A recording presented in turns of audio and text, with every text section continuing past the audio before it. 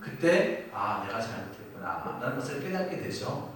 그리고 나서 아버지께 돌아갑니다. 집으로 돌아가는데 그때 아버지로부터 환영을 받아요. 환대를 받아요.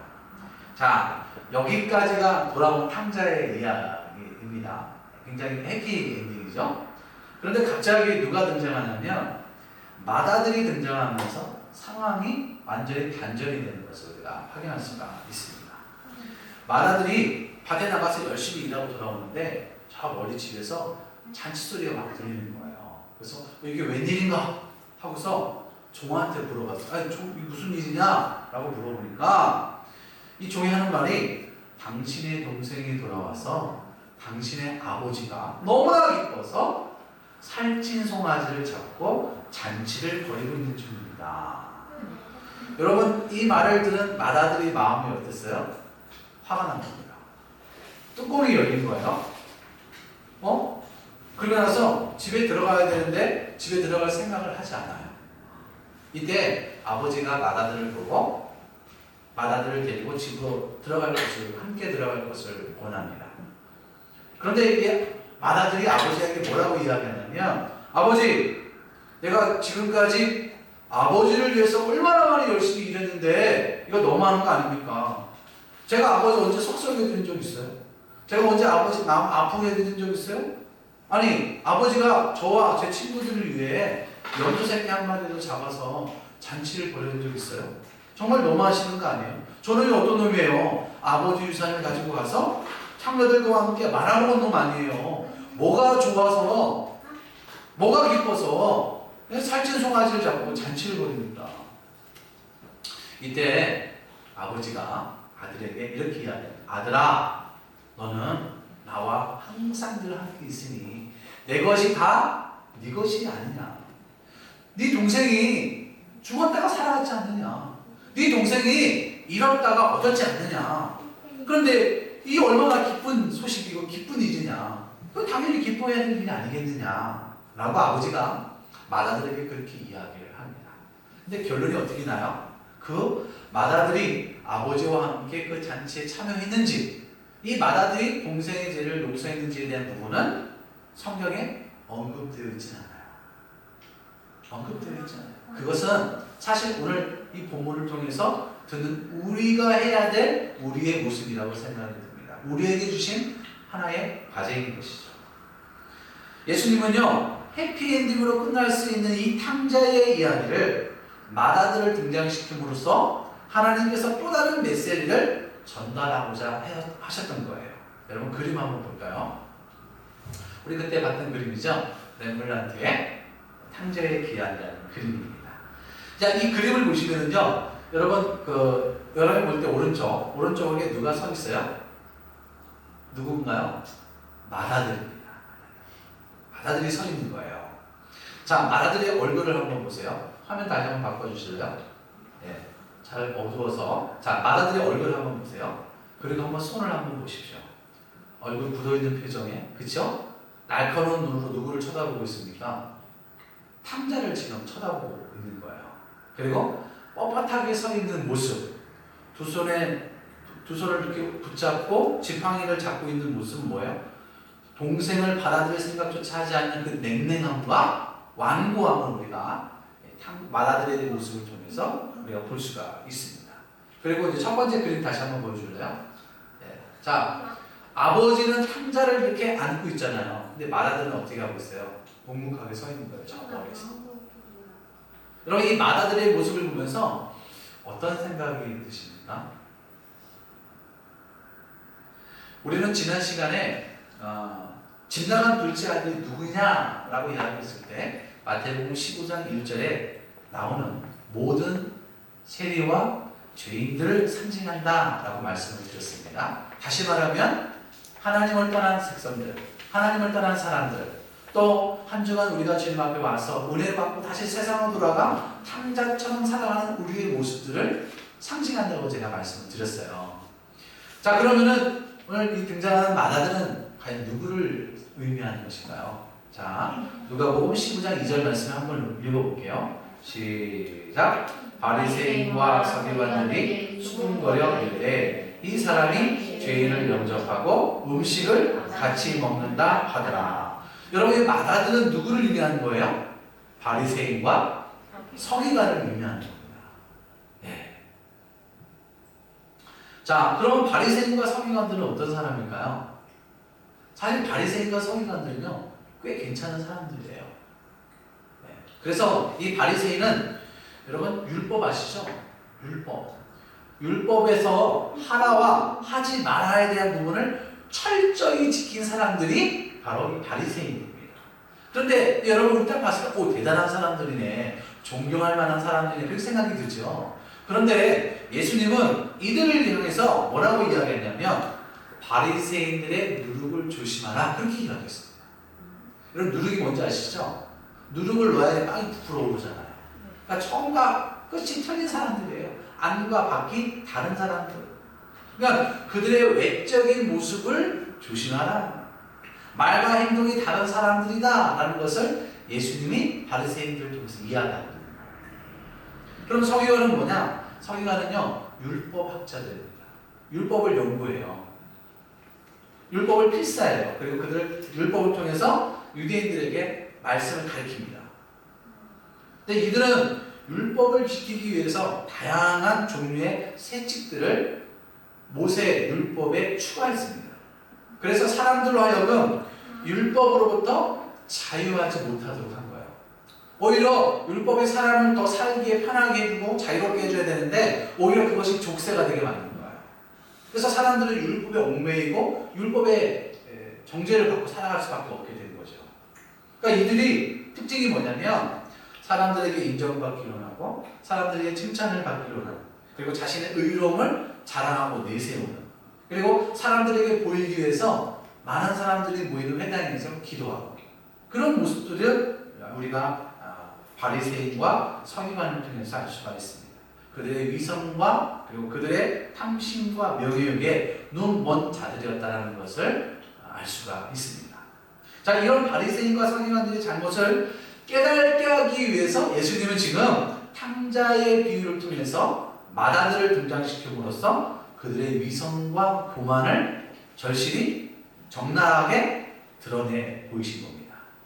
자, 그러면 본문에 나오는 이 마다들은 어떤 아들이었을까요? 자, 한번 누가복음 15장 25절 말씀을 읽어볼게요. 시작. 마다들은 밭에 있다가 돌아와 집에 가까이 왔을 때에 풍악과 춤추는 소리를 듣고, 여러분 지금 마다들이 뭐 하다가 온 거예요? 밭에 있다가 돌아온 거예요. 밭에 있다가 돌아왔다는 것은 무슨 의미냐면 마다들이 열심히 성실하게 일하는 아들임을 우리가 알 수가 있습니다. 그러니까 이 마다들은 지금까지 아버지의 마음을 아프게 한 적이 있다 없다? 없습니다. 아버지에게 근심과 걱정을 끼친 적도 없어요. 그런 착한 아들이었다는 거예요. 그런데 우리는 마다들을 바리새인과 서기관으로 비유하신 예수님의 의도를 우리가 알아야 합니다. 왜 마다들이 집 안에 있는 아들이었을까? 집 안에 있는 탕자였을까? 라는 거예요.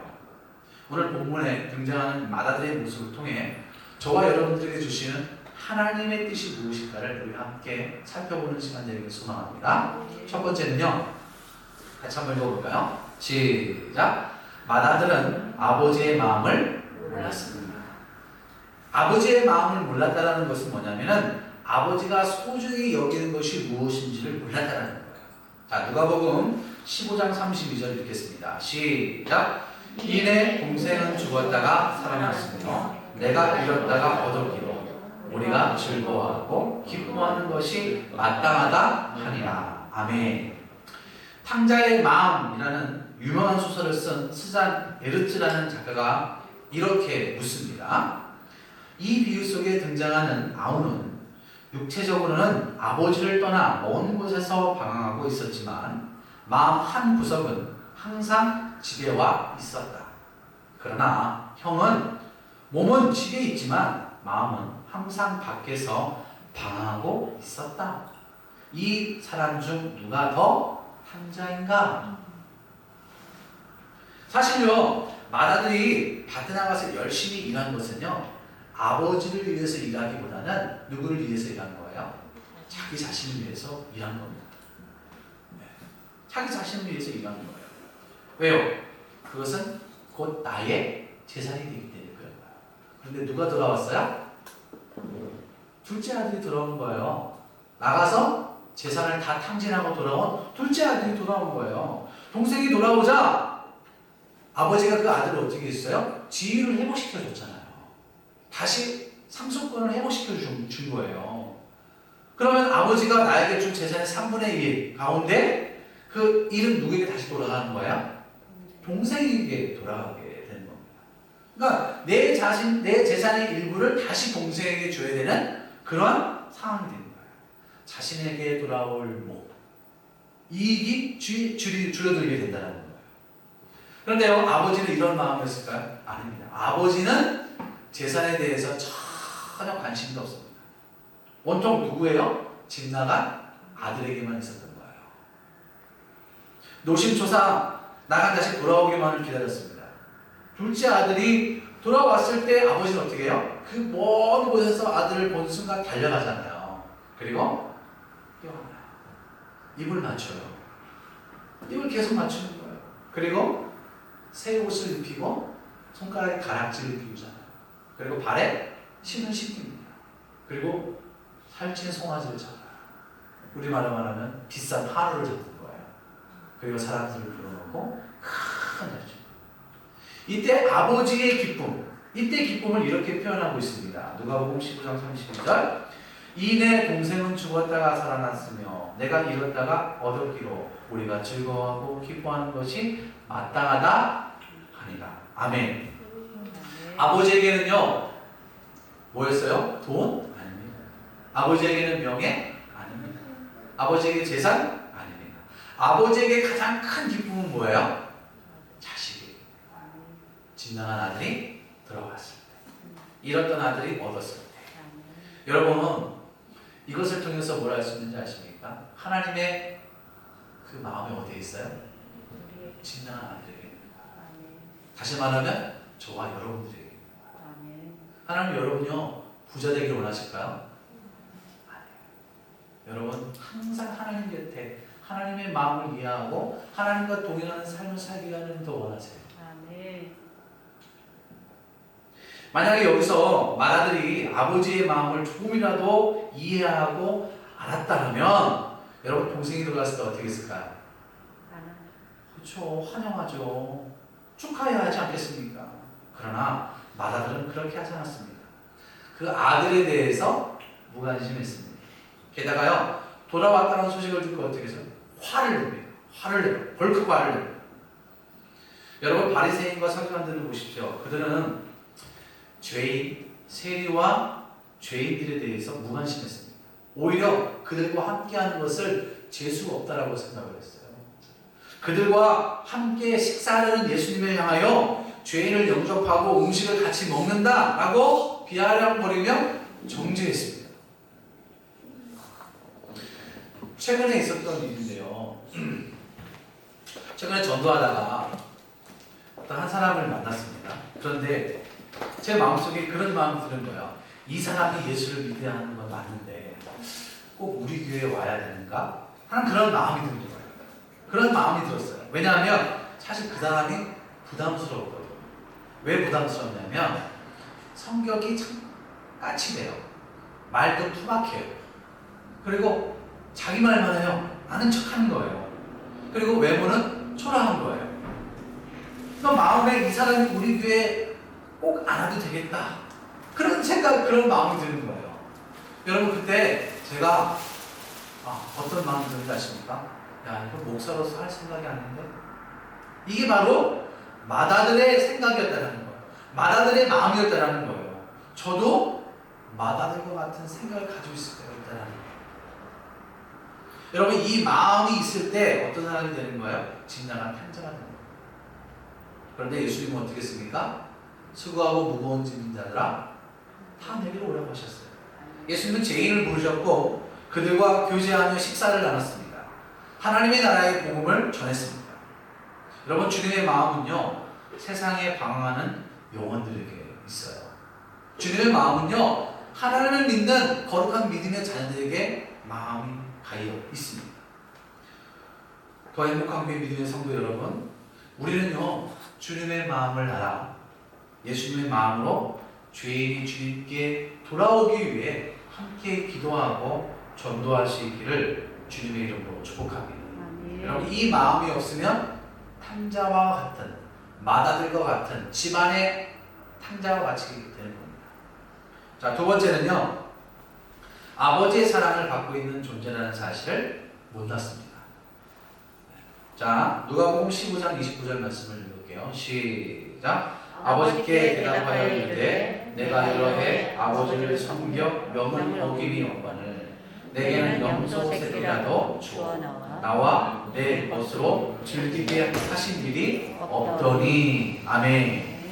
여러분, 왜 맏아들이 아버지에게 이런 이야기를 했을까요? 나와 친구들을 위해 염소 새끼 한 마리도 잡지 않았다라고 아버지를 향하여 불평을 표현했을까요? 왜 불평을 표현했을까요? 우리 이한이 왜 그랬을까요? 한번 생각해 보세요. 근데 여러분, 이 맏아들이 이런 생각을 할 수밖에 없었던 이유가 있습니다. 그건 뭐냐면요, 그동안 자신이 아버지의 아들이 아니고 종이라고 생각했기 때문에 종이라고 생각한 거예요. 여러분, 종은 어떤 사람이에요? 주인이 시키는 대로만 하는 겁니다. 종은요 선택하는 것이 없어요. 자유가 없어요. 무조건 하라는 대로 하는 것이 종의 모습이에요. 종과 주인 간의 관계, 어떤 사랑의 관계가 연결되어 있습니까? 없습니다. 그냥 종은 종일 뿐인 거예요. 여러분, 29절 다시 한번 쭉 보십시오. 29절 보시면 빨간 글씨로 뭐라고 되어 있냐면 여러 해 동안 아버지를 섬겨. 여러분, 섬겨라는 말을 한번 보십시오. 이 섬겨라는 말은 헬라어로 둘류라는 말입니다. 둘류. 이 말은 뭐냐면 종과 같이 섬김이라는 뜻입니다. 그러니까 자신이 아들임에도 불구하고 아버지를 뭐처럼 섬겼다고요? 주인처럼 섬겼다. 주인처럼 섬겼다. 게다가 이어서 뭐라고 나와 있습니까?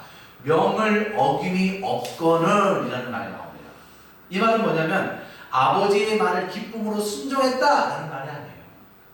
그 말이 아니라 아버지의 말씀을 맹목적으로 복종했다라는 그런 뜻입니다. 그러니까 자신이 그동안 종처럼 살았다는 것을 지금 고백하고 있는 거예요. 그러니 여러분, 내가 종이다라고 생각하는 사람이 삶에 어떻습니까? 그 사람이 일하는 것이 어떤 일이겠어요?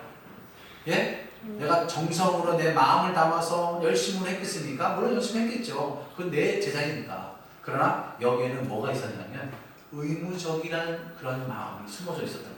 담겨져 있던 거예요. 여러분, 우리가 정말 하나님을 나의 아버지라고 고백합니까? 그러면 우리가 예배드리는 것, 우리가 헌금하는 것, 우리가 헌신하고 봉사하는 것, 여러분 정말 내가 의무적으로 그 마음을 갖고 하면은 사실 맏아들이 생각하고 있는 종의 개념하고 다를 게 없는 거예요. 여러분, 우리가 예배드리는 것, 우리가 하나님을 찬양하는 것, 우리가 기도하는 것, 같이 함께 교제를 나누고 또 청소하고 헌신하고 봉사하는 것 의무적으로 하면은 안 돼요.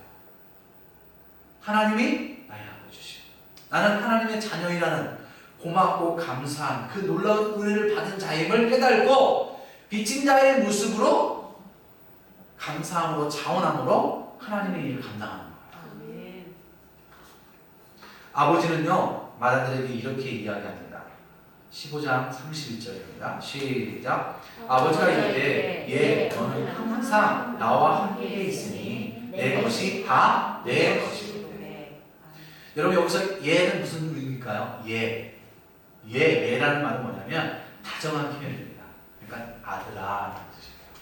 아들아. 그 다음에 뭐라고 얘기해요? 항상.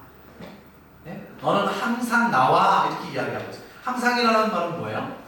과거나 현재나 앞으로도 변함없이 내 것은 다 네 것이라는 거예요.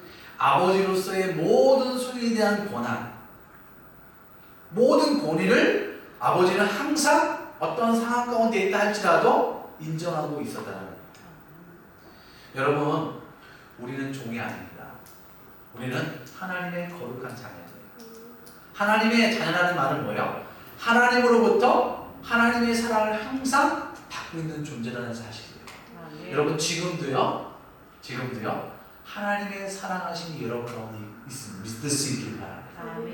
여러분 부모님 자식이 안 사랑하는 거 봤어요? 어디나 있든지 무엇을 하든지 자식을 사랑하는 마음은 변함이 없어요. 자식을 사랑하는 마음은요 앞으로나 미래, 과거나 내가 죽을 때까지 부모의 마음에서 떠나지가 않아요.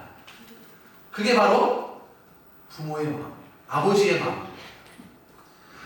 우리는 다 하나님의 사랑을 받고 있는 존재입니다. 지금도 그 사랑 받고 있지요. 때론 하나님의 사랑으로부터 멀어져 있다라고 생각이 들 때가 있습니까? 나 혼자 외로이 있다라고 생각할 때가 있어요. 사실 그때는요 하나님이 멀어진 것이 아니라 여러분이 하나님과 멀어진 거예요. 이 사실을 우리가 알고 있어야 합니다. 저와 여러분은 하나님의 사랑을 받고 있는 존재라는 사실에 감사함으로 기쁨으로 섬기며 신앙생활 할 수 있기를 주의 이름으로 축복합니다. 세 번째 마지막으로는요 같이 읽어볼까요? 시작. 율법으로 정죄했습니다. 누가복음 15장 30절입니다. 시작. 아버지의 살림을 장녀들과 함께 3년 거린 이 아들이 돌아오매 이를 위하여 살찐 송아지를 잡으셨나이다. 아멘. 형은 지금 돌아온 동생을 향해서 뭐라고 이야기하는가요? 그의 잘못을 다 따발리고 있는 겁니다. 따발리고 있다는 건 뭐예요? 동생을 정죄하고 있는 거예요. 이 말은요 나는 그렇게 살지 않았어. 나는 의로운 사람이야 라는 것을 이야기하고 있는 거예요. 여러분 율법이 뭐예요? 율법을 통해서 내가 죄인임을 깨닫게 하는 거예요. 죄를 깨달았을 때 인간은 비로소 죄인임을 인식하게 되고 그때 죄의 문제를 해결할 수 있는 오직 유일하신 하나님을 찾게 되어 있습니다. 그런데요 바리새인과 서기관들은 어떻게 한가요? 그 율법으로 자신의 죄를 깨닫고 회개한 것이 아니라 오히려 그것을 통해서 사람들을 정죄했습니다. 너 못 지켰잖아. 너 안 지켰잖아. 너 그 죄인이야. 라고 그렇게 사람들을 죄인하는 동시에 그 율법을 이용해서 나는 어떤 사람이다? 나는 의인이다. 나는 정직한 사람이다. 라고 자신을 드러내며 자신을 자랑했습니다. 자신의 의를 내세웠던 사람들이 바리새인과 서기관들이었어요. 여러분 보십시오. 아버지는요 제사를 다 탕진하고 돌아온 아들을 용서하시고 그 아들로서의 잃었던 실축됐던 그 명예와 권위를 다시 회복시켜 주셨습니다. 여러분 아버지가 용서했으면 끝난 거 아니에요? 그렇잖아요. 자식이 잘못해서 돌아왔는데 그래 내가 너 용서한다. 그러면 끝난 거예요. 더 이상 뭐 바랄 것도 없어. 이 용서가 된 거예요. 그런데 맏아들은 여전히 동생을 죄인 취급하고 있는 거예요. 누가복음 15장 28절에 그가 노하여 들어가고자 하지 아니하거늘 아버지가 나와서 권한대 이렇게 이야기하고 있습니다. 집 나간 동생이 돌아왔다는 소식을 듣고 맏아들이 의외의 행동을 하는 모습입니다. 뭐라고 해요? 그가 노했다는 것은 히브리어로요 보르기조라는 뜻인데 뭐냐면 콧구멍이 벌렁거리다. 왜 콧구멍이 벌렁거리는 거예요? 분노가 차니까 지체할 수 없으니까 화가 난 거예요. 그야말로 뚜껑이 열린 거예요. 왜 뚜껑이 열렸어요? 내가 그동안 생각했던 그 죄인이 돌아온 거예요. 그 죄인과 함께 있어야 되기 때문에 그 죄인을 받아줘야 되기 때문에 그리고 그 죄인을 위해 아버지가 찬치를 열어주었기 때문에 그런 거예요. 이 열받은 아들은 어떻게 해요? 들어가지 않습니다. 안 들어가요. 아버지가 권해도 들어가지 않습니다. 왜 거부해요? 나는 저 죄인과 함께 할 수 없다라는 거예요. 나는 그 죄인과 함께 할 수 없다라는 거예요. 누가복음 15장 30절 시작. 아버지의 살림을 장녀들과 함께. 여러분 바리새인과 서기관들이 예수님과 함께 있는 죄인들을 보면서 뭐라고 해요? 나는 저 죄인들과 당신들과 격이 달라. 같이 놀 수가 없어요. 그렇게 이야기하는 거예요. 여러분요, 교회는요, 누가 오는 곳이에요? 의인이 오는 것이 아닙니다. 교회는 죄인들이옵니다. 저도 죄인이었을 때 주님 부르셨어요. 여러분도 다 죄인이기 때문에 주님 앞에 나옵니다. 예수님은 죄인을 찾으시고요. 우리는 다 죄인이었고 지금도 죄인입니다. 그러니까요, 우리는 정죄할 수 있어요, 없어요? 정죄할 수 없는 거예요. 미워하지 마십시오. 서로 용서하지 못했다면요, 사실 그 사람은 집안에 있는 마달과 같은 탕자인 거예요. 여러분 이 사실을 깨달을 수 있기를 주님으로 축복합니다. 결론입니다. 마다들은요, 집안의 탕자입니다. 왜요? 아버지의 마음을 몰랐기 때문에. 아버지의 사랑을 받고 있는 존재라는 사실을 몰랐기 때문에. 그리고 그는 율법으로 죄인을 정죄했기 때문에. 여러분 마다들의 모습을 보면서 어떤 생각이 듭니까? 아, 내가 집안에 있는 탕자였구나. 내가 이렇게 살았구나. 나는 그동안 열심히 신앙생활 한다고 생각했는데 알고 보니까 그 열심은 내 열심이었구나. 정말 하나님을 사랑하는 마음에서 나온 열심이 아니었구나. 하나님의 마음을 모르고 마치 그게 내 생각이, 내가 원하고 내가 소원하는 것이 하나님의 생각인 줄 알고 착각하며 살았구나. 하나님의 한 영혼을 그렇게 소중하게 여기는데 나는 한 영혼에 대해서 소중하게 여기지 않았다. 무관심했구나. 좀처럼 그냥 의무적으로 신앙생활했구나. 너무나 많은 것을 바라는 나 존재에도 불구하고 나는 불평하고 추적했어. 나에게 염소새끼 한 마리 더 한 적 있어요? 라고 이야기하면서 하나님을 원하고 자신의 오름을 통해서 남을 정죄하고 비판하고 교회에 있을 때는 거리건척하지만 밖에 나가면 오히려 옛사람의 성품으로 이중생활 했던 우리의 모습. 아, 나는 집안의 탕자구나. 여러분 이 사실을 깨달았으면 우리가 함께 회개하면서 탕자처럼 아버지께로 돌아갈 수 있는 우리 모두가 될 수 있기를 주님의 이름으로 축복합니다. 기도하겠습니다.